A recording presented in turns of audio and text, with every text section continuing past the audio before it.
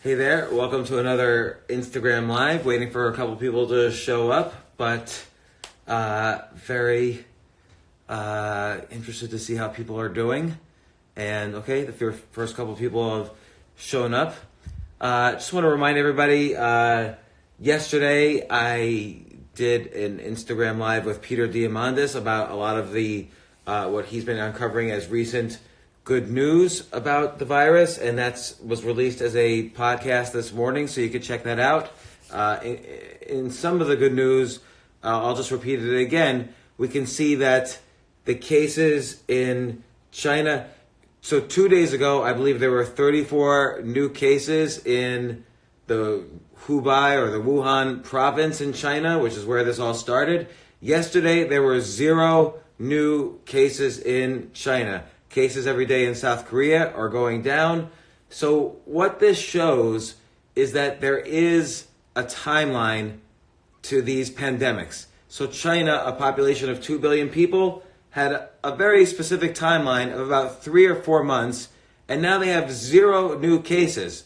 Now, what's going on with the U.S.? In the U.S., obviously, we have a lot of new cases right now.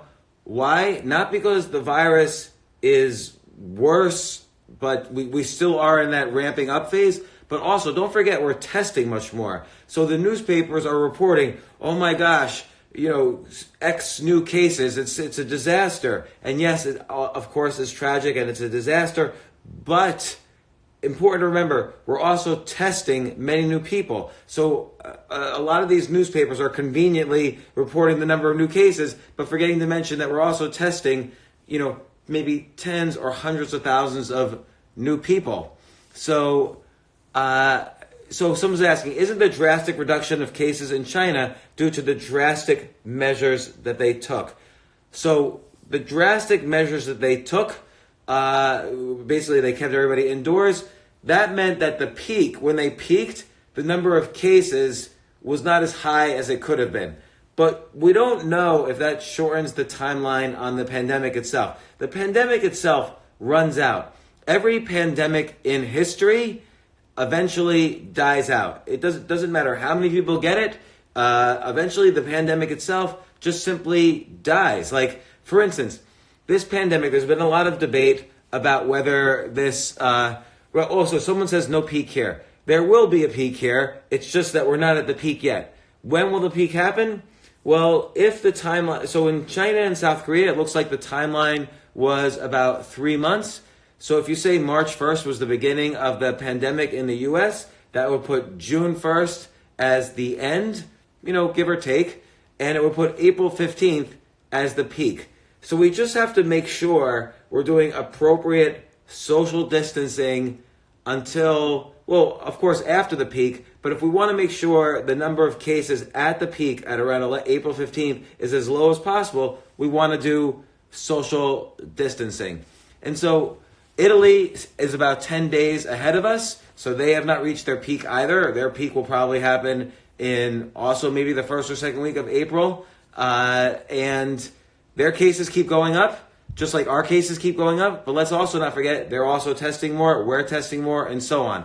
So we honestly don't know how well containment is working, but we do know that it's important. Here's why containment is important. So I don't want to get it, so I'm staying indoors. If you stay indoors and you're not around people who could get it, then you won't get it, and that will reduce the number of cases. But more importantly than that, it's really important to hone in on the fact that this is not a disaster that's going to last forever. I think there's several ways in which the news is scary. So someone just pointed out the news is horrific. And so someone's asking, is chloroquine legit? I'll get to that in a second.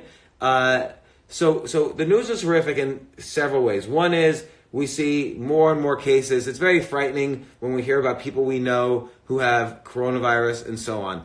The second way it's horrific is every day it feels like there's new restrictions. We just get used to one set of restrictions, and that's bad enough. Oh, you're not allowed to go outside and work, or all these stores are closed, or worries about money. So that news is horrific. But then every day it seems like there's a new set of restrictions, and it feels like that's very unpleasant. The uncertainty is what's scaring us. For instance, today is a great... the way I look at the stock market right now is, don't look at the stock market as, oh my God, when's the bottom? When can I make money? Or when should I buy or sell stocks? Look at the stock market as almost this thermometer of the mental health of the globe. And, before the president was talking today, the market was slightly up. Yesterday, the market was slightly up. And after he started talking, there's all these new restrictions. There's a travel ban. Canada and Mexico borders are closed off. So it feels bad when we see all these new restrictions all the time. And that's, for me, that's anxiety producing. And then you start to think, you start to see, you pay attention on social media. People are saying the quarantine will never end. How will it end? And people say this virus will last forever. One thing we know for sure is that the virus will end. So somebody pointed out South Korea did so well because they prepared for the worst. China did so well because they took these so-called draconian measures. But whether or not they took these measures or not, the pandemic still would have come to an end. Yes, here's what happens. Here's every pandemic ever in history. There's a lot of cases, there's a peak, and then the cases go down. And I kind of repeat this every day, but it's important to realize that what the draconian measures do is it makes the peak smaller, so there's fewer people exposed. But it doesn't really change the timeline of when this will end. Eventually, the pandemic it does end. And the key then is to figure out what happens next. What do we do next? What do we do next as an economy? What do we do next as individuals? There's a lot of layoffs happening right now. It might be the biggest layoff month in history. And that's very sad. It's very scary. I'm invested in many businesses. I even own a bar. And I quite frankly don't know how a bar or a restaurant will do. Most bars and restaurants live from month to month. And if you don't make money for a month, how are you going to survive and pay your employees and pay rent and pay taxes? This is going to be an interesting challenge post-pandemic. And I think that's what we need to be aware of. Focus on the fact that this is going to end and focus on who you are. Who are you going to be at the end?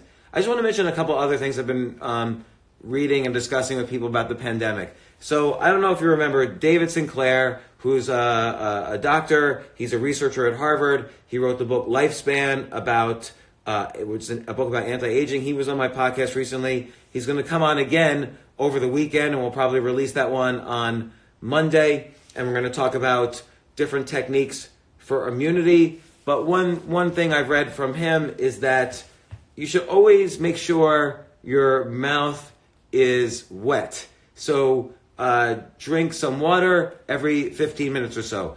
The virus likes to thrive in essentially cold, dry areas. So if your mouth is drinking water every 15 minutes, the virus has a harder time surviving. This is according to David Sinclair. Another really interesting thing that David Sinclair mentioned was that the virus is very sensitive to heat. So as much as possible, drink hot tea, hot coffee, whatever. It'll make the virus a little bit more difficult to get into your system. Now, again, a lot of people are getting this already. A lot of people we don't call, but I declined it. A lot of people don't even realize that there's a lot of people already have the coronavirus, but it's asymptomatic. So maybe up to 80 to 90% of the people who get it, you never even know because they don't have systems and they're never going to get tested. So there's that. A friend of mine who also is going to come on the podcast, I'll probably release that one on Tuesday. A friend of mine is a real top-level, well-known businessman. If you don't know who he is, you'll certainly know the business he spent many, many years, decades running. He's an older gentleman, and he had coronavirus, and this is his 10th day without symptoms. So hopefully he's through the case. But I'm going to talk to him about how he got it, what he noticed in himself, and how he was treated and how he recovered and how he's feeling now, if there's any long-lasting effects. But I've been very interested in talking to somebody who actually has been going through it and see what happened. And this seems like an early case of someone who went through it in the U.S. If someone says who, I'll describe on Monday when the podcast comes out, just to respect his privacy. But again, there's several reasons to be hopeful, and I'll just quickly go through them because I went through them yesterday. But the pandemic will come to an end, and we've seen this in China, it came to an end. We've seen it in South Korea, it came to an end. It did not come to an end because of their lockdown. It came to an end because pandemics have a beginning, middle, and end. And all of them, the time span is limited. Second thing that's hopeful is that even though you can say China did draconian measures, New York City and other major cities seem to be doing equally draconian. Now, nobody's getting shot in the streets if they're outside, but I was just outdoors. There was hardly anybody out there. People were spread out. It's very hard to get the disease if you're spread out. It's not like someone across the street can breathe and then suddenly I'll get it. So if you stay within 6 feet from each other, you're not going to get it. And if you mostly stay indoors, you're not going to get it. And by the way, if you get it, I just described anecdotally a friend of mine who's in his 60s who got it, didn't really suffer too many symptoms and recovered.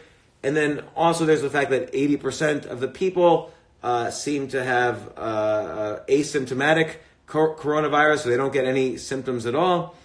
The other thing that's very interesting is, and I wrote about this a while ago and spoke about this a while ago, and Trump is starting to mention it, but there's some evidence that these anti-malaria drugs like hydrochloroquine or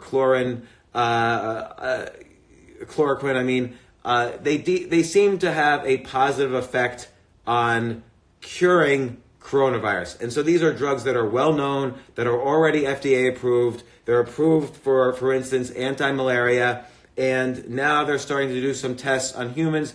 Anecdotally, the tests on humans seem to be doing very well. Like a test of a small group of humans, a bunch of them were cured. But we haven't done an official test, and those tests are happening right now.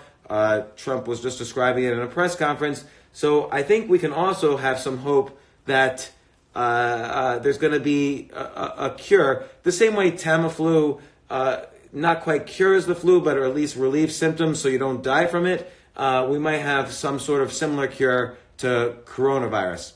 So, there's other reasons to be hopeful, and I think people should. I think it's really important right now to take a step back and ask yourself, what's going on in your life? Like, think of your life as a story that's being told. And we've all been through a lot. Many of us have been through 9/11, the financial crisis in 2008, now this pandemic, which I think is the worst. This is the worst situation. If you think about history, of course, any situation where somebody dies is a horrible situation for that person, for that person's family, for society. But in terms of the fear across the entire planet, this is the worst situation since World War II or even the Spanish flu.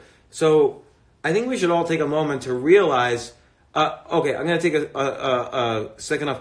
Thoughts on the Imperial College report. So I had on the podcast 4 or 5 weeks ago the main professor at Imperial College, Dr. Peter Openshaw, who is dealing with the coronavirus and the research on it. He provided a lot of interesting thoughts about the coronavirus, and this was fairly early on when I had him on, and he was incredibly helpful.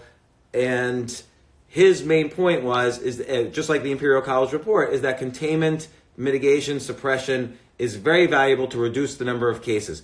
Doesn't necessarily reduce the timeline. The timeline is what it is. It's going to be 3 or 4 months, and that's the beginning, middle, and end of this pandemic. So you could expect by April 15th, maybe give or take a couple weeks, that we're going to have the peak of the coronavirus. So the Imperial College report is an argument against herd immunity, and I agree with it because we just don't want more people to die, and I don't want to get it. I would rather not get it if I had the choice. So I would rather stay in and not get it. I don't want to get the flu either. I think I'm going to do social isolation and social distancing the next time there's flu season.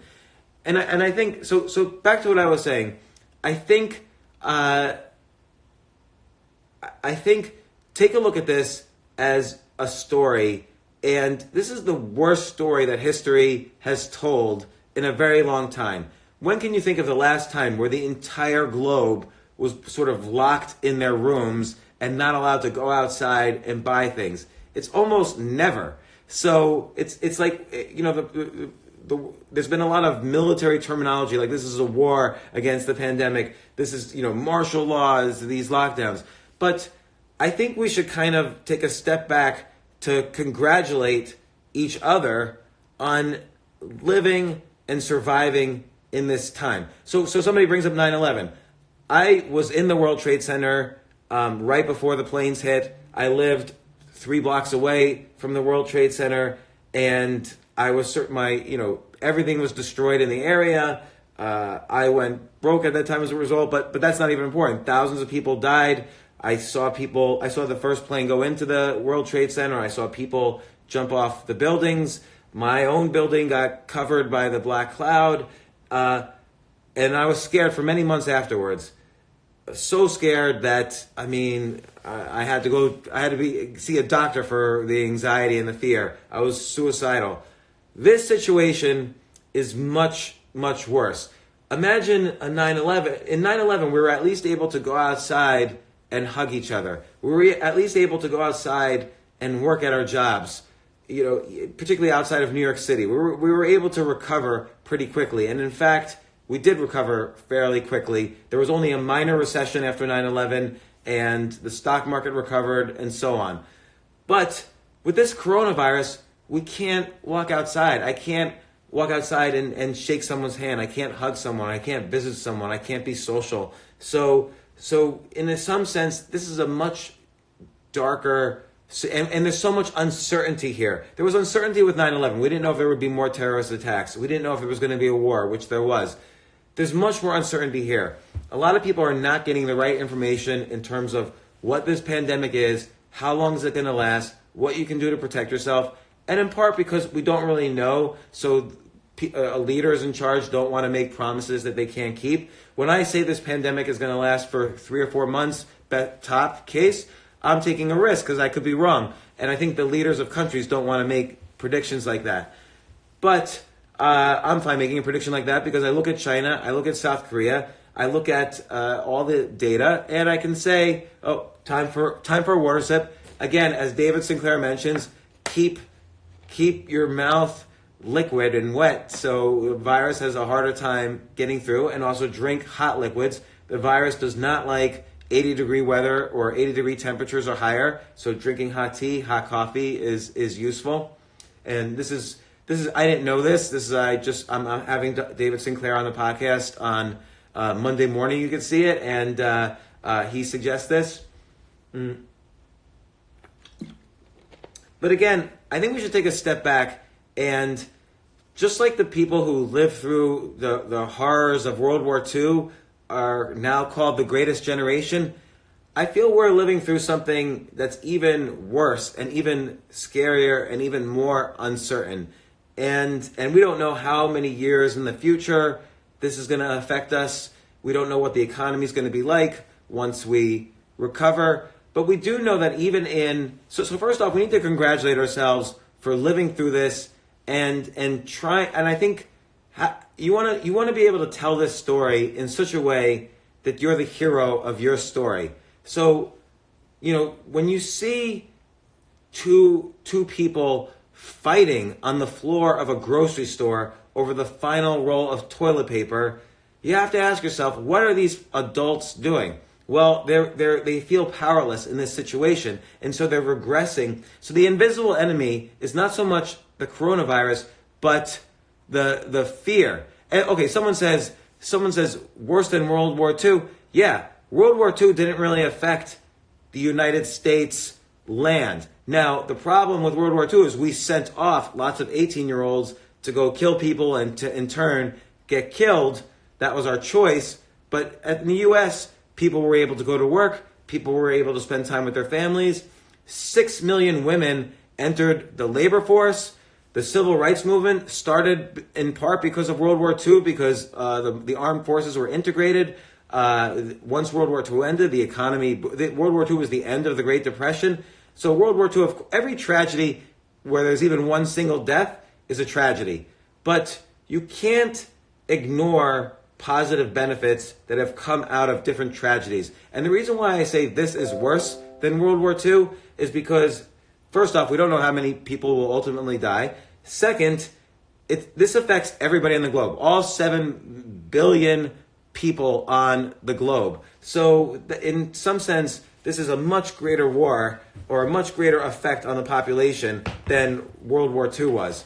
And so you have to say, who's the greatest generation? And not that it's a competition, but again, we're the generation that's raising our families through this, that are being responsible for our families, that are keeping our families calm, that are keeping other people calm. We, as a generation, as a society, have the responsibility to come together and show that we're actually bigger than the negatives of this virus.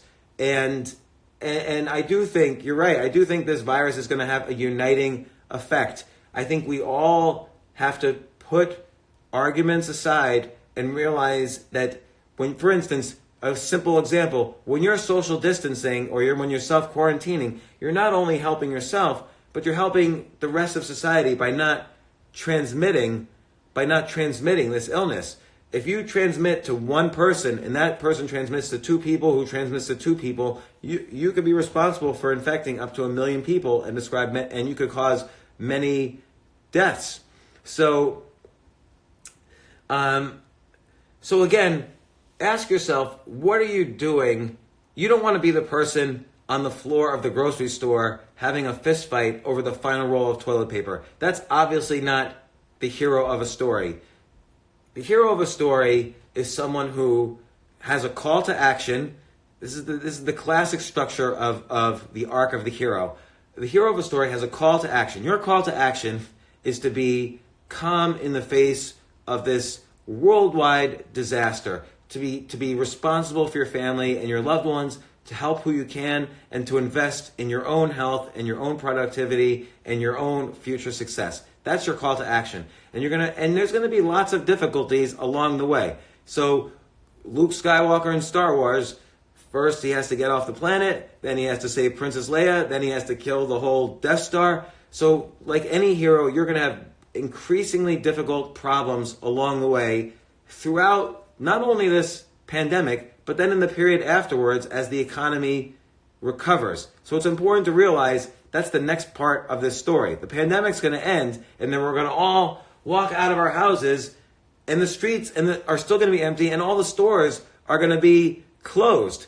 So you're going to be challenged, and the problems are going to get greater, and you're going to meet people along the way, like every hero. You're going to meet people along the way who are going to help you, and eventually you're going to come back, and all the problems are going to be solved, and you're going to tell your story. So don't forget, for every decision you make here, and for every time you feel like panicking and you'll feel anxious, do the things you can do to say, so you can look back and say to yourself, yes, I was the hero of my story. Because right, someone says fear is the invisible enemy. True, people have been calling the virus the invisible enemy, but the bigger enemy right now is the fear. The virus is going to affect a small percentage of the planet, a very, very tiny percentage of the planet. There are 2 billion people in China, and there were 100,000 reported cases, a very tiny percentage. But fear is going to affect all 7 billion people on this planet. And, at night, I sort of feel like at night is when I'm the most nervous, because that's sort of like when everybody's, first off, at night you have less willpower than you have before. Your willpower starts, if someone offers you candy in the morning, you're more likely to say no, but at night you're more likely to say yes. You have willpower depletion throughout the day. So at night, for myself, I feel like I've been managing the news flow, the constant news barrage. Like if you go to CNN.com or New York Times, any news site, all 8 headlines are about coronavirus. So you get this news flow all day long, like bad, bad, bad, bad, bad. And then at night, there starts to be rumors of a military-style lockdown, and they're going to blah, blah, blah. And that's when I start to get a little bit nervous, a little bit scared. Like, is this going to, what's going to happen? Like, are we always going to be quarantined because everyone's worried about the next season of the flu, the next season of the virus, whatever?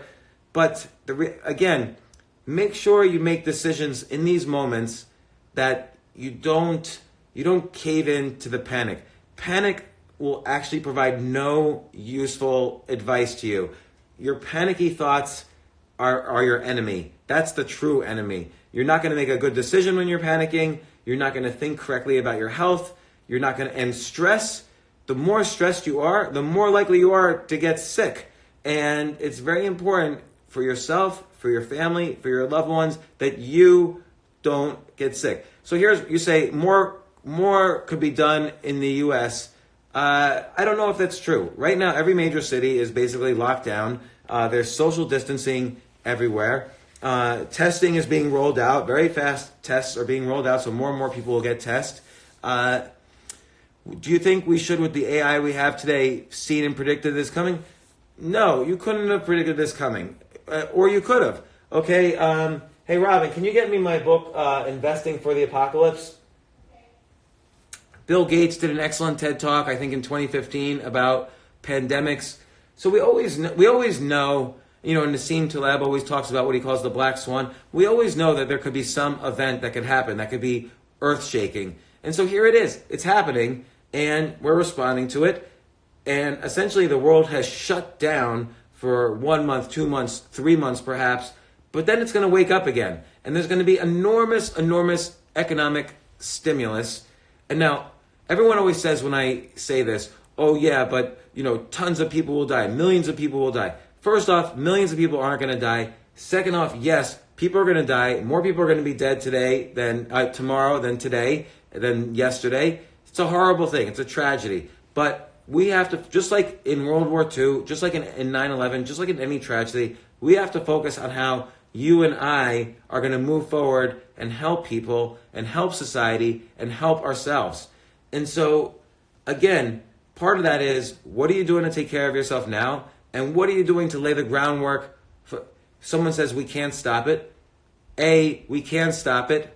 Another person saying 15,000 people die 151,000 people die every day. Oh yeah, that's true. A lot of people die in the world. Every death's a tragedy. Someone says, do you think there will be lasting effects on the economy? There will be lasting effects on the economy. But first off, do you want me to lay out, here's what I'm going to lay out quarter by quarter what I think will happen in the economy. So right now we're at the end of Q1, quarter number 1. And this quarter is going to be fine. So, it's not here? So, you don't need AI to predict this. I wrote this book, Investing for the Apocalypse, in 2011, and in chapter 2, I wrote a chapter called Pandemic about it will almost certainly begin in Southeast Asia, and it'll be a virus, and it'll be a leap from an animal to a little girl, and the pandemic will have begun, and then that it'll start infecting everyone. So everyone kind of knew a pandemic was going to happen. We just didn't really know how, when, what should we do. Now we're learning very quickly in real time. This is almost like a case, not a case study, because there's tragedy. And again, I would be saying the same thing if I got it, and even if I died from it, which is that, again, it has an end. And again, the important thing is always make decisions out of love and not out of panic. And what do I mean by that? It sounds all wishy-washy. How do you make a decision out of love? Well, first off, do you love yourself? If you love yourself, sleep 8 hours a day. Try to avoid the news after 6 p.m. I'll discuss the economic stuff in a second. Try to sleep, try to get some exercise. because all of these things boost the immune system. Try to avoid stress. That's why you want to avoid the news after 6 p.m. Try to be creative every day. I find that when I'm creative or when I'm working on something, like yesterday I did a bunch of podcasts and I kind of forgot until the end of the day that this was even going on. So do what you can to keep busy, read a book, take online courses, heck, binge watch your favorite shows on Netflix. Someone says, what's your chess.com handle? I don't have one, but Garry Kasparov, the former world chess champion, the greatest chess player in history, he recommended to me to go on chess.com and play chess. Maybe I'll do that at some point.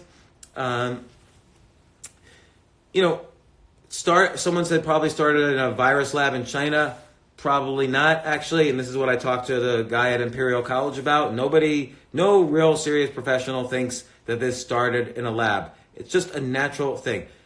So yes, what I think is going to happen here is this quarter we're going to see almost no growth in the economy. Next quarter is going to be a disaster. So next quarter, when you look at the economic data, the data is going to be horrific. More unemployment, more layoffs. So many businesses are going to go out of business. It's going to seem as if the economy has spiked down about 5 to 10%. It's going to be horrible. But the quarter, so somebody just said, it's over, folks. That's not true at all. Because here's what's going to happen. Q3, the third quarter of this year, starting around whenever that starts, August, there's been so much financial stimulus dropped onto this economy. It's almost incredible. So we're going to start leaving our homes in May, June, July. Certainly by July, when this pandemic is fully over and we're confident that it's over, we're going to be leaving our homes. And we're going to get back to work and we're going to start businesses and we're going to try to reawaken the businesses that have folded. And there's going to be so much pent-up demand and so much need for new inventory that and so much stimulus in the economy that the economy is going to start to surge by the end of Q3. Q4 is going to be unbelievable. I expect it to be well over 5% growth annualized. And actually, if you look at prediction markets like predicted.org, you can bet on events on predicted.org. Like you could bet and you could put money down, is Trump going to win or not? And there's odds and so on. But there's a bet you can make that the economy is going to have a quarter that has 5% growth or more by the end of 2020. And that shares in that have gone straight up in the past couple of days because stimulus that is happening now, like all the things that Trump and the Federal Reserve are announcing now, they're not going to have an effect until the end of the year. And when they have an effect, just to put it in perspective, after the financial crisis in 2009, which was a pretty scary event, the U.S. government put about $3 trillion in stimulus. And that kind of saved the economy, and it put us in this bull market economy for 10 years. 10 years. And we're putting double that now into the economy. Double. And it's going to be incredible. I'm almost worried there's too much stimulus. But I don't think that's a bad thing. I think maybe in 2021 or 2022, you should avoid any bubbles that you see in the financial markets in 2021 or 2022. But in 2020, starting around August or September, going all the way through toward the end of 2021, the stock market's going to go back to all-time highs. The economy is going to surge. How can it not surge? There's going to be $6 trillion extra dollars in the economy. Where's that money going to go? We're going to be out of our homes. There's going to be you're going to find just money in the street. There's going to be so much money in the economy. And the worry about putting that much money in the economy is inflation. There's not going to be inflation because everyone is so scared they're not spending any money. So there won't be inflation. This money will be absorbed by businesses, by the stock market, hopefully by people like you and me. And I think the challenge for you and me now is to make sure we're there. There's going to be so much money flowing in. We want to make sure we're there to kind of pick up the pieces and and make some of that money and create jobs. So thoughts on delivery business changes. Delivery businesses are going to be huge. Here's what's going to happen. People are not going to go out as much anymore. That's kind of obvious. Even more importantly, people are going to focus more on remote and online education. So, and also they're going to realize, oh my gosh, I got that history degree, and it didn't help me at all when I was self-quarantined for 3 months and I lost all my money. So we're going to have to, I think what's going to do really well is online education that teaches skills that can be used remotely. So for instance, skills in writing, skills in monetizing a blog, skills in e-commerce, skills in persuasion. There's going to be, skills, technical skills about programming or AI, and not everybody's a technologist, but you don't need to be a technologist to understand the effects these have on society and to maybe benefit from it. Like, just look in the past day. Let me see. I have some notes up. I don't know where they are anymore. But just look in the past day. All over the world, we've been using robots all of a sudden to disinfect the surfaces of hospitals and grocery stores and so on. So the robotics business is going to just go up huge. Drones are going to go up huge because of deliveries and less human deliveries. So instead of worrying about the fear of automation, which has been a big theme of the past year, automation is going to considerably help society. Another sip. Thank you very much. Everybody take a sip of water. Again, Dr. David Sinclair suggested a sip of water every 15 minutes. Keep your mouth wet so the virus has a harder time getting through. And also drink hot liquids. So what are older people and seniors? What should they do now? Older people and seniors should definitely be quarantining themselves. And they're the main people who should be quarantining themselves. Young people should be quarantining themselves so as not to transmit it to older people. But, all right, one thing I really encourage people to do, and I really suggest you do this every day.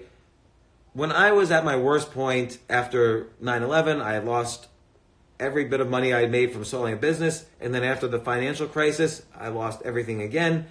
The one way I came back, and when people say, someone just asks what to do for money, this is a very important thing. You have to lay the groundwork to make money. Money doesn't happen from, I can tell you any stock tip in the world, you won't make money from it.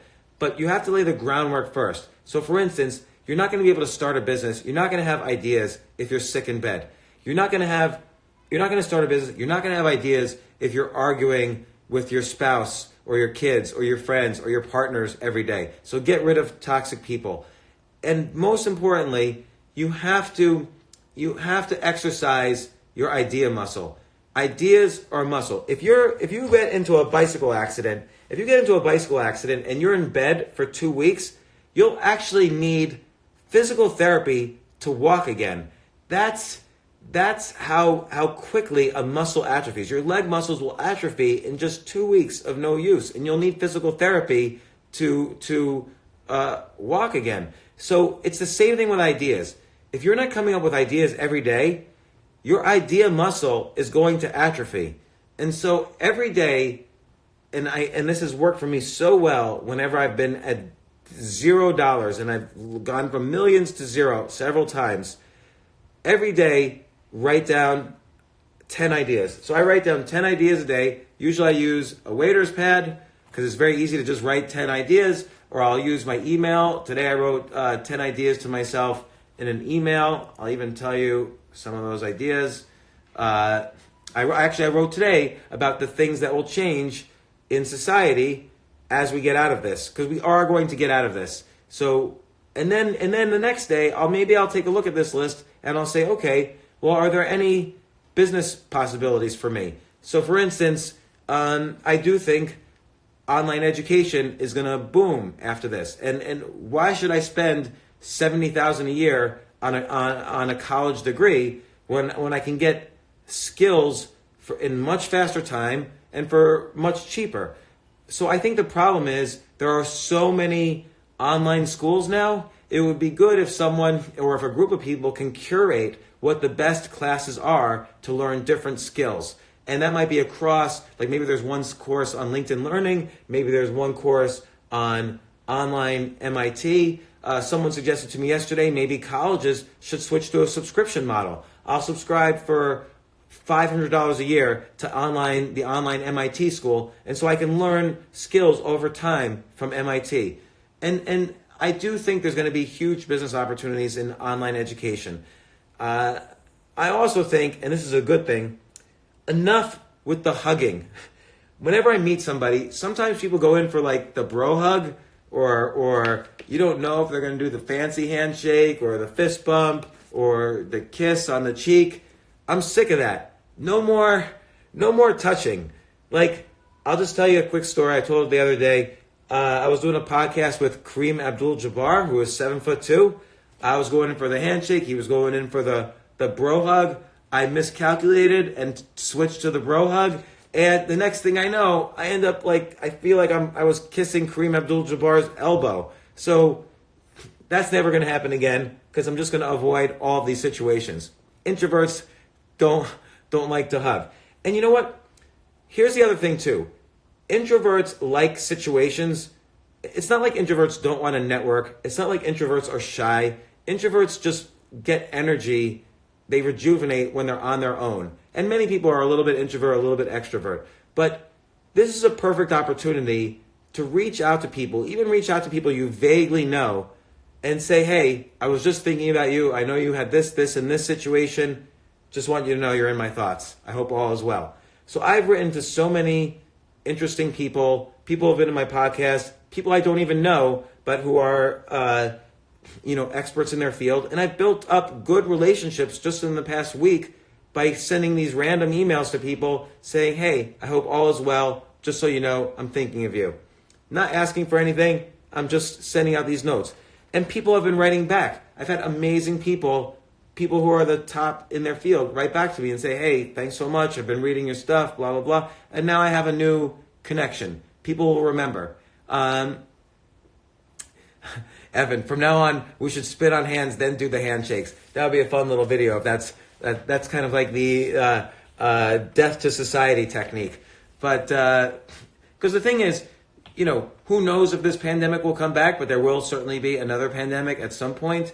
I mean, you look at just in the past 15 years, we have this one, we have H1N1, which did affect millions and millions of people. We had MERS, which was like SARS, but in the Middle East. And then 20 years ago, almost, or 2003, we had SARS, which was more deadly than this, but it wasn't as contagious. So that's the interesting thing. When a virus is more deadly, it's less contagious because once you die, you can't spread it anymore. So coronavirus is interesting because this is the right combination of contagious and deadly, and also asymptomatic, that it spreads so fast and it's scary. So someone said, when will this pandemic stop in Kazakhstan? I don't even know that it's in Kazakhstan, but here's a rule of thumb. Take the day when you had the first 100 cases in your country, and what day is it 3 months later? And that's probably when the pandemic is going to be mostly over. When will be the peak? When you see the highest number of cases before it goes down? Probably in the middle of that time period. So for the U.S., the pandemic probably started on March 1st when there was the first cluster in Seattle. And that means the peak might be around April 15th. If I'm going to be conservative, I'll say April 20th or 25th. And then a month and a half after that, it'll be over. Just like China, just like South Korea. Let's not forget, over the next 2 weeks, this is going to be very interesting. Over the next 2 weeks, people are going to finally, in Wuhan, leave their homes and go back to work. This is really important. This is the most important thing you need to know right now. Keep an eye on what happens to Wuhan now that people are going back to work, because this will tell you what the second wave is going to look like, or even if there will be a second wave. So that's an important thing. Now, someone says, tell me more about the 10 ideas. So pick any category you want. Pick what are 10 possible jobs I could do that are different than my current job, or what are 10 ways Amazon can improve their business? Or what are 10 businesses I could start? Or what are 10 ways the world's going to change after this is over? Or what are 10 articles I could write, or books I could write, or videos I could write? Or take an idea that exists and another idea that exists and combine them. If you combine two great ideas to make a unique idea, that's almost the best kind of, I call that idea sex. And idea sex is the best way to come up with new ideas. And I'll give you an example. Tyra Banks is my favorite example. So Tyra Banks was a supermodel, and she had a favorite TV show. Guess what her favorite TV show? It was called America's Got Talent. She said, how about if I combine my experience with being a supermodel with America's Got Talent, and I'm going to make a new show called America's Next Top Model. And guess what? Everyone says, ugh, Tyra, that idea is awful. Her agent said it. Her manager said it. But she went forward with it anyway. And now it's in its 32nd season. It's in 100 countries. It's a multi-billion-dollar franchise. So a very simple technique of idea sex. She combined two ideas and she created a brilliant new idea. Another idea technique is idea addition. So take something like, I don't know, what's your favorite game? If you play a game like Cards Against Humanity, let's add to that idea. Pick a topic, XYZ against humanity, coronavirus against humanity. Now make a game. So that's idea addition. Now, there's another technique I really love called idea subtraction. So one time I was pitching a deal to a very big company, a multi-billion-dollar company. And this guy, and by the way, the company was from China. So this guy was really abrasive and kind of arrogant. And this guy said to me, he sits down and the first thing he says is, I am not going to give you a single dollar for this stupid idea. And I said to him, so I did idea subtraction. I said, let's say money wasn't an issue. Let's say take money off the table. Would you work with me on demonstrating that this could be a good idea? Can I come back to you and show you over and over again that, as I improve this idea? Money is not on the table. I'm not asking for any money from you. Just I want an open door so I can show you this idea as it improves. So I did idea subtraction. And he said, yeah, of course. And then he started brainstorming with me on how we can improve the project I was pitching him. So that's idea subtraction. Another great example of idea sex. Daymond John. Daymond John's a great example. He's a Shark Tank judge. He's the founder of FUBU, which is $6 billion of clothes they sold. Daymond John was a waiter in Red Lobster, and he would just sew these hats and sell them on the weekends to his friends, and he'd put on a hip-hop logo. So he combined clothes with hip-hop, and he created this entire genre of hip-hop clothing, which became a $6 billion empire for him. But here's the interesting thing. So Macy's came up to him and said, oh, Daymond, we would love to buy $300,000 worth of your clothes. And Daymond John was a waiter at Red Lobster at the time. But you know what he did? He didn't say, oh, gosh, I wish I could, but I'm a waiter, maybe do a smaller order. He didn't say that. He said yes. And then he was like, how the heck am I going to deliver $300,000 worth of clothes to Macy's?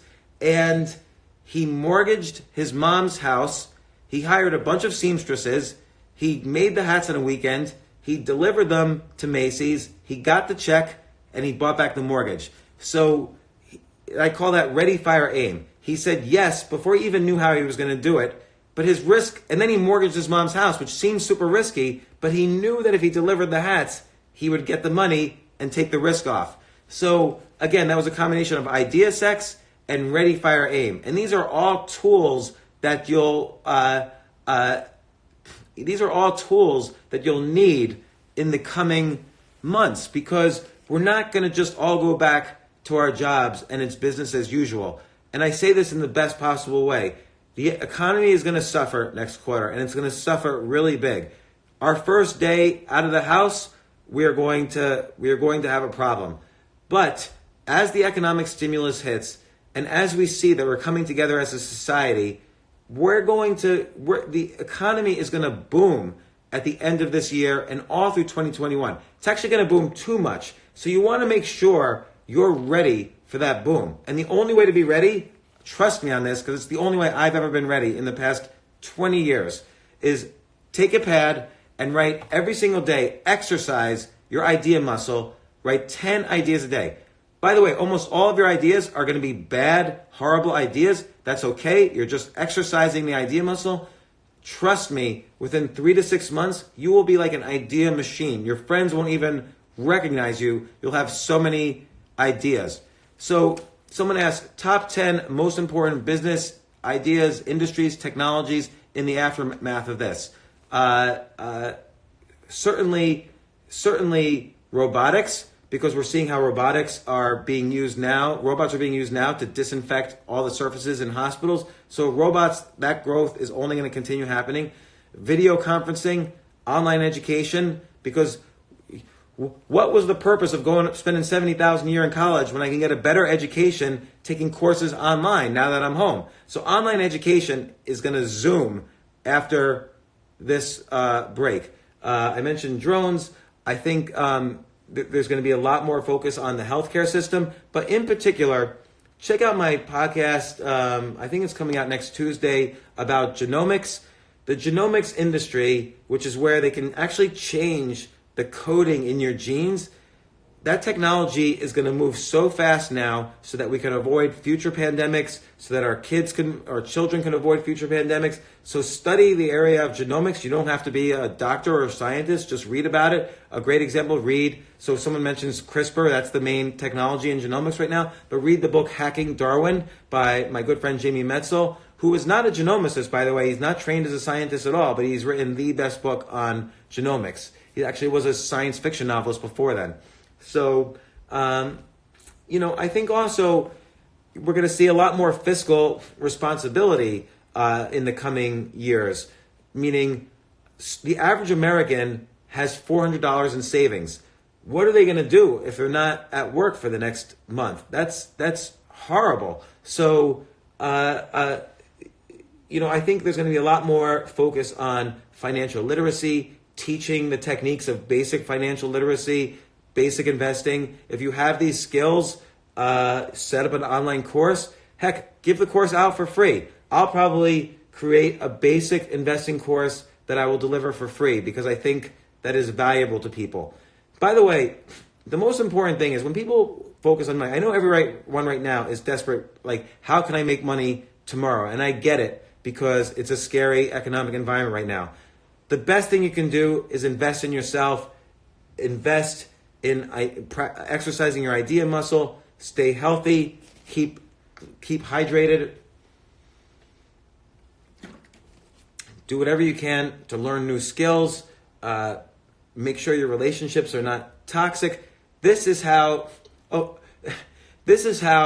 you become the hero of this story. Again, this is the most terrible story that's happened in our lives in the past century. And yes, I'm including World War II. The reason why I'm including World War II is because 7 billion people on the planet, 100% of the planet, is scared right this moment because of this story. When you think about this story, you're the main character in your story. And so you have two choices. You could be the hero or you could be the victim. Here's an example of a victim. So, someone down the street, two people were in a fist fight on the floor in a Trader Joe's grocery store. Who would get the last roll of toilet paper? So are those people going to look back at this time and say, boy, I was really my best self when I was punching someone in the face so I could get the last roll of toilet paper? I was a hero. No, that person's an idiot. But I get it. They're scared. They feel powerless. They feel like fight or flight. And so they chose to fight. But rise above that. Keep yourself healthy. Get your idea muscle going. Don't try to control the things you can't control. For instance, everybody arguing whether or not this virus is man-made or not, blah, blah, blah. Who cares? It's not in your control. You're a spectator in that. Your opinion doesn't matter. But what is under your control is, are you calling the people you love to see how they are? Are you writing ideas down every day? Are you learning new skills? Are you thinking about what you're going to do when this is over and how you're going to take advantage of the massive stimulus that's going to happen? Someone says the toilet paper revolution has begun. I will tell you a story. I have a podcast sponsor called Hello Tushy, and they make bidets, which is some kind of thing that cleans your butt after you take a shit. And they sold out all their inventory for the next 3 or 4 months. A bidet company. Who would have known? They didn't plan for that. So they had to stop advertising for the next 3 months because they've sold out all their bidets through May. And who knows what some of the outcomes are. But certainly robotics, drones, better healthcare system, online education. I'm really interested in online education. I think there's going to be better techniques for hygiene. I also think just psychologically, someone says virtual reality. Definitely virtual reality is going to be a huge thing. Imagine going to conferences now through VR rather than in person. And that's going to happen. So virtual reality is a big industry. And by the way, it doesn't mean, for anything I say that's a big industry, it doesn't mean you have to be a programmer programming the latest technology in virtual reality. It doesn't mean you have to be an electrical engineer creating the latest helmet for virtual reality. You could be a writer or a blogger and write about virtual reality. You could do an experiment, a YouTube video. I'm going to spend 30 days in a virtual reality. Here's what happened to me next. You could be an investor and you could say, I'm going to invest in all the best VR companies and maybe other people will invest alongside of me. Or you could write about investing and get known that way and teach a course about investing in virtual reality. There's something I call, and I'm including this in my next book, which is not coming out till next February, so I'm happy to share it. There's something I call the spoken wheel approach. So for anything that you're passionate about, like let's say it's virtual reality, that's the wheel. But then there are spokes. I'm going to program new VR software. I'm going to make new virtual reality helmets. I'm going to invest in virtual reality companies. I'm going to teach a course on virtual reality. I'm going to invest for other people about virtual reality. Or I'm going to blog about investing in virtual reality. Or I'm going to go into virtual reality worlds and trade virtual money. There's so many spokes to make money around any one core idea. So I think about my friend Matthew Berry. Do you know who Matthew Berry is? He is the ESPN anchor for fantasy sports. So Matt Berry, he had a great job. He was writing movies in LA. He hated it. He quit. He loved sports, but he wasn't going to be an athlete. He was like 40 years old. He started blogging about fantasy sports for $100 a post. He was making probably millions in Hollywood. He started blogging for $100 a post. He got divorced. He was blogging for $100 a post about fantasy sports. And he rose up bit by bit. And now he's the main anchor in the world for fantasy sports. He's the only anchor for fantasy sports for ESPN. If I walk with him down the street, everyone says hi to him. And so I get jealous. So anyway, how will you find your future husband? Believe me, once people get out of isolation, they're going to want to make sure the next time there's isolation that they're all paired up. You're not going to have any problem after this is over. But I'm about to get disconnected because these things only can go for an hour. And I just want to mention once again, this pandemic is going to come to an end. The economy is going to suck next quarter. It's going to suck really bad, but there's so much stimulus that you've got to be ready for the surge. It's going to go straight up at the end of Q3, like around August, September, and then all through Q4, and then throughout most of 2021, huge surge in the economy and the stock market. Someone said, can I please do a blog about how much I learned doing stand-up comedy? I will do that. And I just want to mention some other just positive news or things that I've learned in the past day, in part from Dr. David Sinclair, who's coming on my podcast probably for Monday morning.